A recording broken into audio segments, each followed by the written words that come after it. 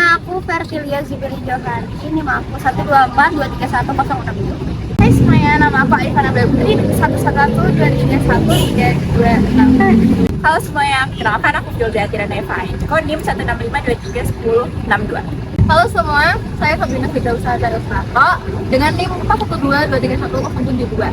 Halo semuanya, perkenalkan nama aku Alif Panggalian Praya, nomor NIMku 41422312337. Halo semuanya, aku Tasya Riza Safa Alivia, NIMku 187231074. Halo semuanya, nama aku Alken Andian Berliando, NIMku 4232311043.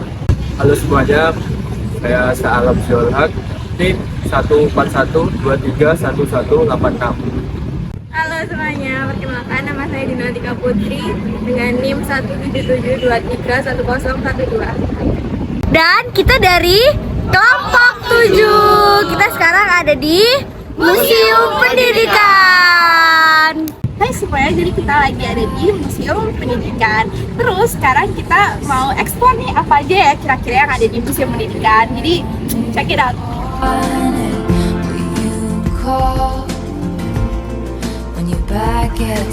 Nah, pertama-tama kita harus punya tiket dulu. Kita sampai sini tinggal nge-scan deh.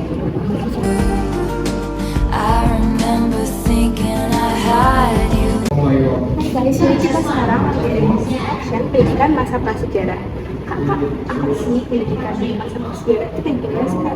Oh, ini nih. Jadi ketika manusia masih hidup di masa nomaden dalam kelompok-kelompok kecil, pendidikan diselenggarakan dalam lingkup keluarga. Anggota keluarga yang lebih muda belajar ritual-ritual serta membuat karya seni dari anggota yang lebih tua. Gitu. Nah, selanjutnya kita akan masuk ke pendidikan di masa kerajaan. Nah, kira-kira kayak gimana sih? Ayo kita tanyakan. Pendidikan masa kerajaan itu kayak gimana sih Kak? Bisa tahu jelasin nggak? Jadi seiring terbentuknya sistem pemerintahan dalam bentuk kerajaan, nah peradaban dan teknologi manusia itu berkembang dan menjadi lebih menarik berkat pertukaran pengetahuan dan sistem pendidikan yang dibawa dari bangsa lain.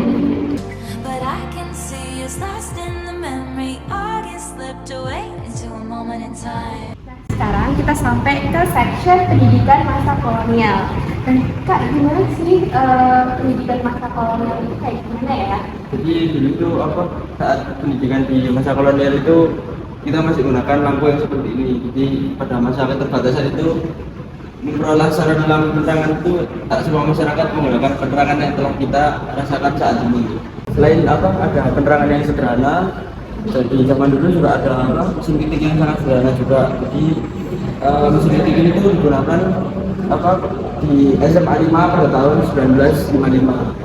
Nah, setelah dari era kolonial, nah di sini kan banyak banget ya kayak peninggalan-peninggalan masa pendidikan zaman dulu, alat-alatnya. Nah, sekarang kita mau tahu lebih lanjut lagi nih, apa sih peninggalan-peninggalan zaman dulu? Ini bisa jelasin nggak apa aja nih peninggalan yang ada di museum ini tuh kayak gimana? Di sini di samping saya ada peninggalan kendaraan para zaman dahulu. Dan sini ada tas kulit dan namanya ada sepeda kebo.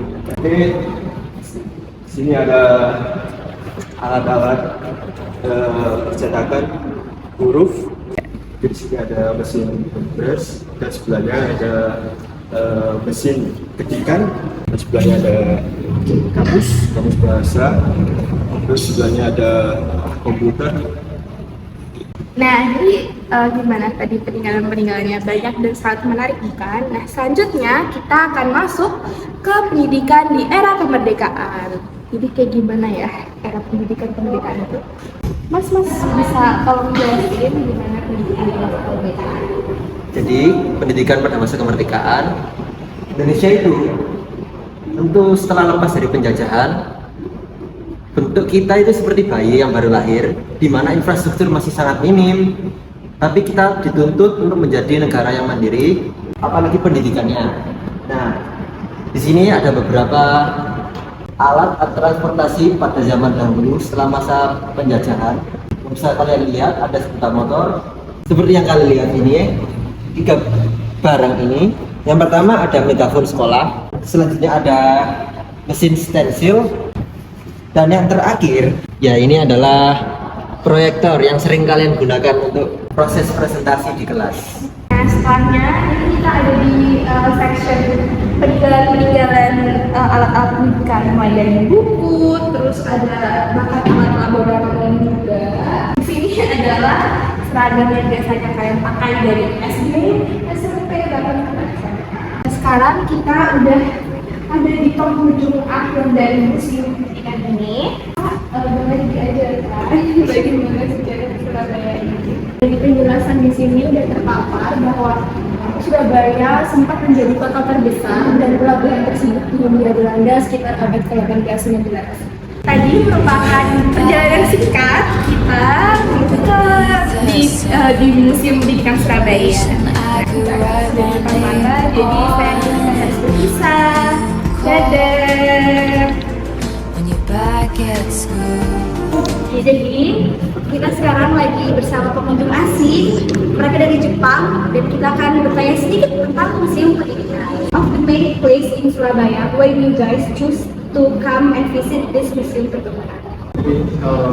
I want to search about this area for here artists can we will make artist work in this area. So I want to know Surabaya and this museum. So I know the history in this area. So I like.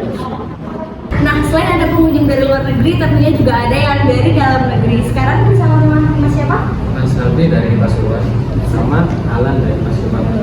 Apa yang kita maksudnya kan dari banyak yang tempat di Surabaya atau museum di Surabaya, kalian bikin apa? Soalnya karena adanya sejarah dari Surabaya untuk tertarik ke sini. Jadi tertarik ke sini karena sejarahnya itu.